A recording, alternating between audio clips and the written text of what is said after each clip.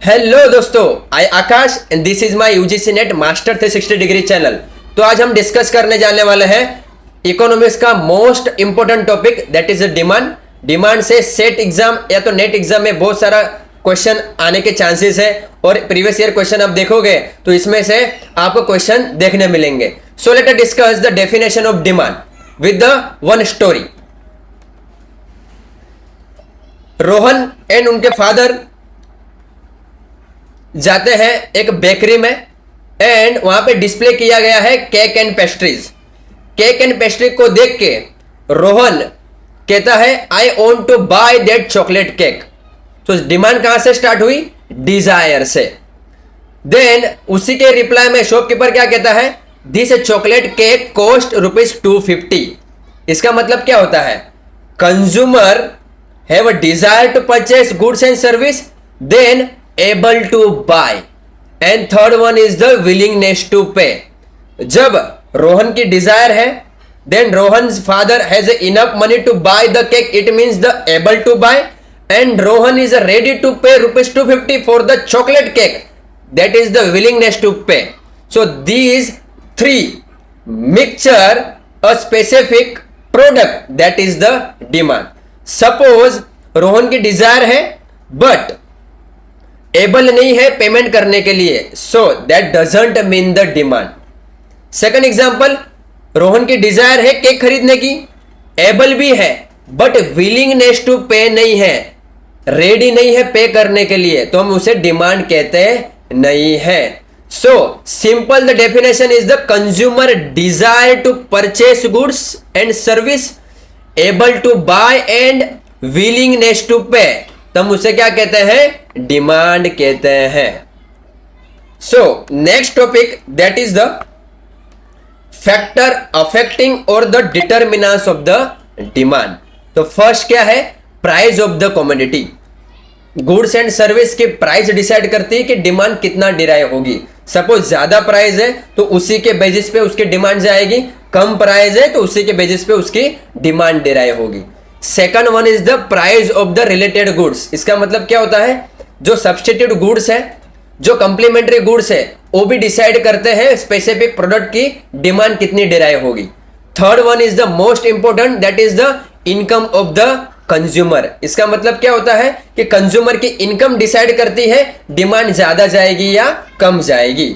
Fourth one is the consumer expectation and fifth one is the taste and preference. ये दोनों चीजें demand को affect करते हैं। So that is the determinants and the factor affecting of the demand. Next, law of demand, most important topic of the demand that is the law of demand. So let us discuss law of demand क्या कहता है generally. Suppose example के through समझते हैं, एक product है उसकी price है ₹5। जब इनिशियली ₹5 होती है तो क्या होता है? कंज्यूमर कितने क्वांटिटी खरीदता है? 30 क्वांटिटी खरीदता है, राइट? ये पॉइंट पे। सेकंड, जब उसकी प्राइस थोड़ी इंक्रीज होती है 5 to 6 तो उसकी डिमांड क्या हो जाएगी? थोड़ी कम हो जाएगी, वो 27 खरीदेगा। नेक्स्ट, जैसे ही प्राइस बढ़ेगी 6 to 7 होगी तो अगेन क्वांटिटी ऑफ डिमांड क्या हो जाएगी? कम हो जाएगी, 24।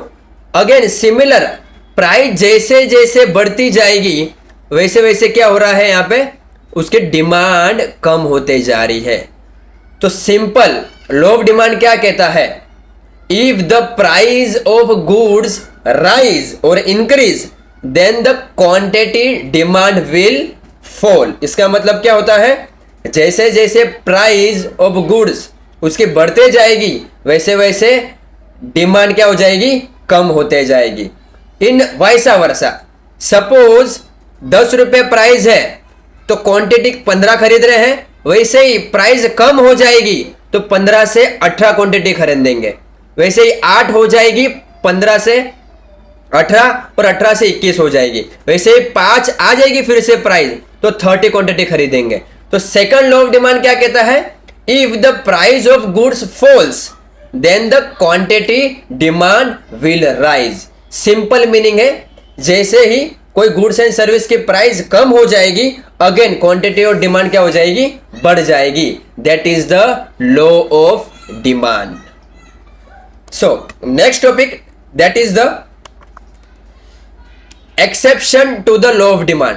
सिंपल मीनिंग क्या होता है कि ऐसे कौन से गुड्स एंड सर्विस है जिसपे लॉ ऑफ डिमांड काम नहीं करता है। तो लॉ ऑफ डिमांड क्या कहता है, जैसे प्राइस बढ़ेगी क्वांटिटी ऑफ डिमांड कम हो जाएगी, प्राइस कम हो जाएगी क्वांटिटी एंड डिमांड क्या हो जाएगी, बढ़ जाएगी। तो ऐसे कौन से गुड्स है जिसपे ए लॉ एप्लीकेबल नहीं है। तो फर्स्ट देखो यहां पे क्या लिखा हुआ है, गिवन गुड्स। ऐसे इंफीरियर गुड्स होते हैं, इसमें क्या होता है कि सपोज सब्स्टिट्यूट प्रोडक्ट की प्राइस बढ़ रही है, तो ऐसे टाइम में क्या होता है, जो पुअर कंज्यूमर होते हैं जिनकी लो इनकम होती है वो ज्यादा तो चीजें खरीद नहीं सकते, तो क्या करेंगे, दूसरी चीजें सिमिलर काइंड ऑफ ज्यादा खरीदेंगे। सपोज ज्यादा प्राइस बढ़ रही है तो भी ज्यादा खरीद रहे हैं, दैट इज द गिवन गुड्स।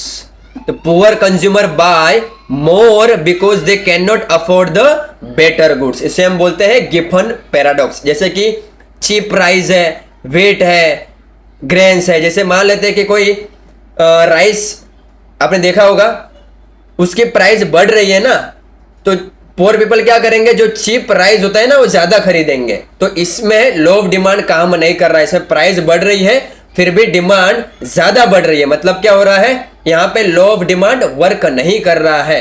तो that is the first exception of the law of demand. Second लिखा है यहां पे वेवलन गुड्स और वेवलन इफेक्ट। इसका मतलब क्या होता है, these are the luxurious goods.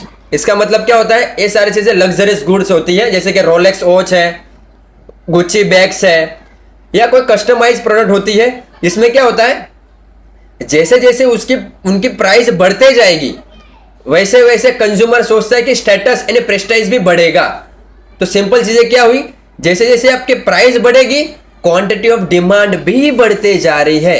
तो again exception to the law of demand. Third one is the speculative demand. इसका मतलब क्या होता है कि कंज्यूमर ऑलरेडी पहले ही सोच लेता है कि इन फ्यूचर इसकी प्राइस ज्यादा बढ़ने वाली है।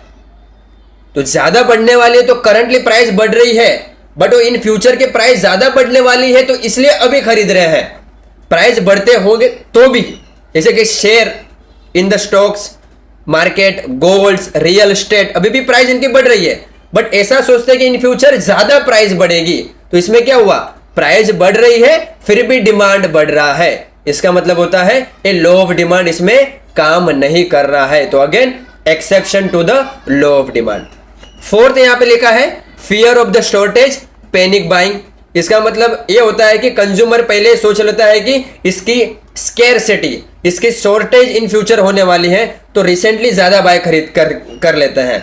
जैसे आपने देखा होगा कोविड-19 जब आया था तब बहुत सारी चीजों की शॉर्टेज थी, तो शॉर्टेज होने के कारण बहुत सारी चीजें हम पहले ही खरीद लेते थे, तभी भी ज्यादा प्राइस होने के बावजूद भी। तो क्या होता है, जैसे उसकी प्राइस बढ़ रही है अगेन हम क्या कर रहे हैं, फियर से, शॉर्टेज फियर या पैनिक से हम ज्यादा खरीद रहे हैं। तो यहां पे भी लॉ ऑफ डिमांड वर्क नहीं कर रहा है। तो again fourth exception to the law of demand. Fifth क्या है यहां पे, इग्नोरेंस इफेक्ट। इग्नोरेंस इफेक्ट का मतलब क्या होता है, कंज्यूमर बिलीव दैट कि higher price means the better quality. आपने देखा होगा कोई सस्ती चीजें हम मिल रही होगी तो हमारे माइंड में ये होता है कि सस्ती चीजें हैं तो अच्छी चीजें नहीं होगी, ठीक है। तो कंज्यूमर ऐसे सोचता है कि हम ज्यादा प्राइस दे रहे हैं तो हम बेटर क्वालिटी अफोर्ड करेंगे। तो इसमें क्या होता है, ज्यादा प्राइस दे रहे हैं और ज्यादा क्वांटिटी खरीद भी रहे हैं, तो यहां पे भी लॉ ऑफ डिमांड वर्क नहीं करता है। अगेन लॉ ऑफ डिमांड क्या कहता है, प्राइस बढ़ रही है तो डिमांड कम होनी चाहिए, प्राइस कम हो रही है तो डिमांड बढ़नी चाहिए। तो इस केस में क्या हो रहा है, यहां पे exception to the law of demand है, जहां पे लॉ ऑफ डिमांड वर्क नहीं कर रहा है। 6 नंबर नेसेसरी ऑफ लाइफ, जो हमें बहुत ही ज्यादा जरूरी है। कौन सी चीजें हो सकती है, वाटर, मिल्क, मेडिसिन, इलेक्ट्रिसिटी।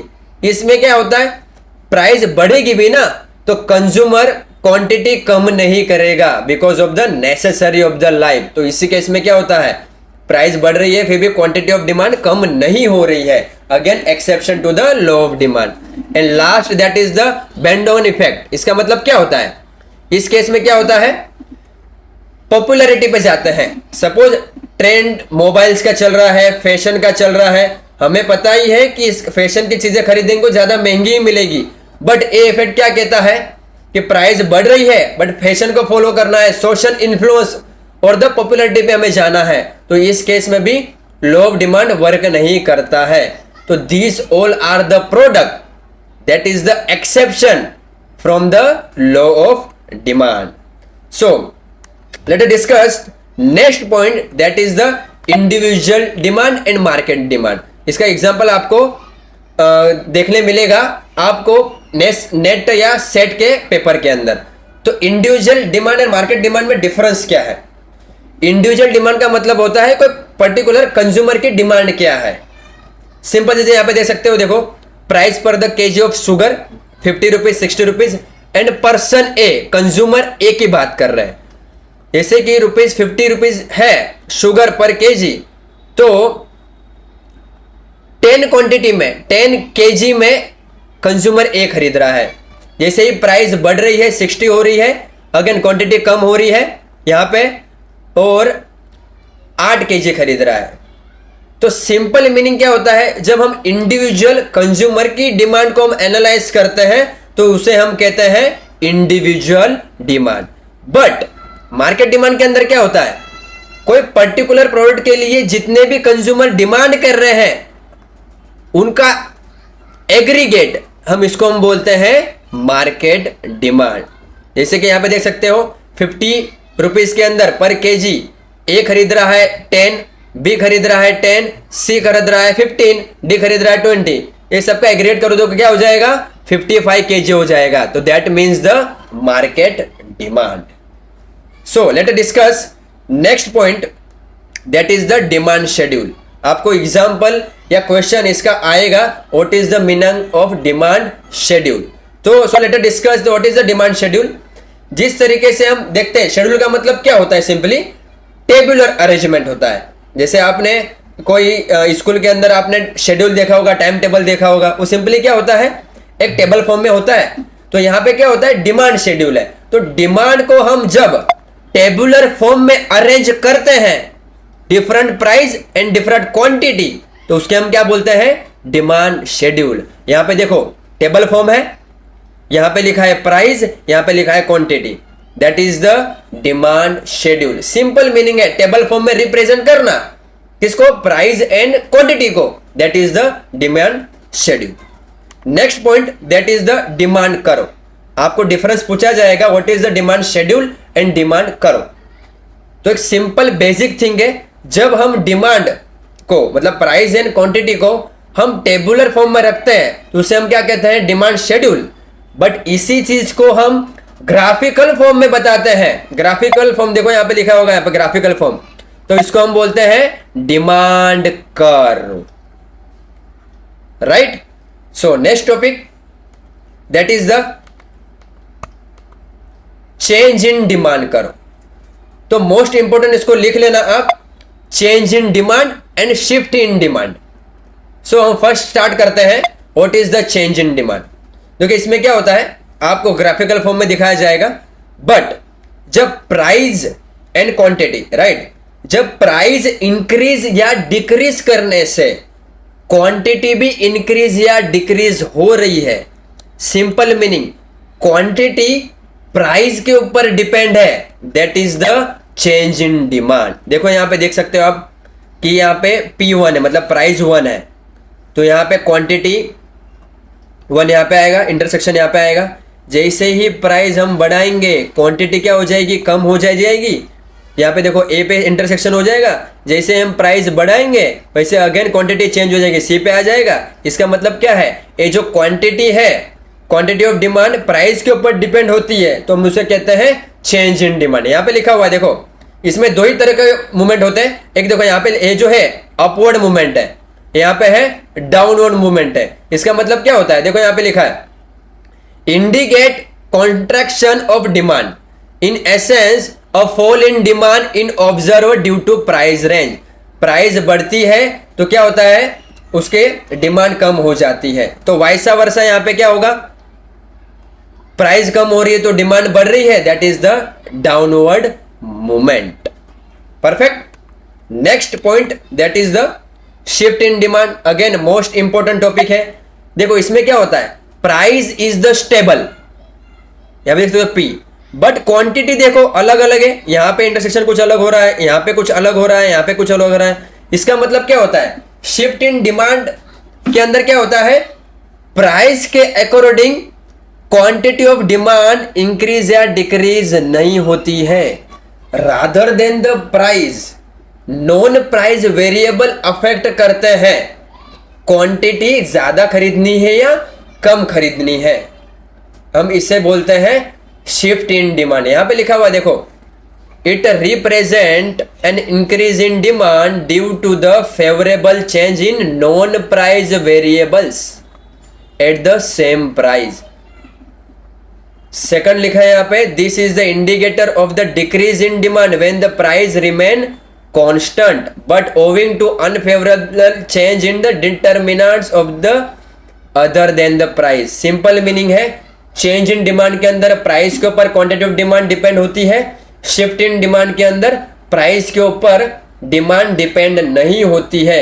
हम उसे कहते हैं shift in demand. So thank you so much. हम मिलते हैं नेक्स्ट टॉपिक के साथ नेक्स्ट लेक्चर में। Thank you so much.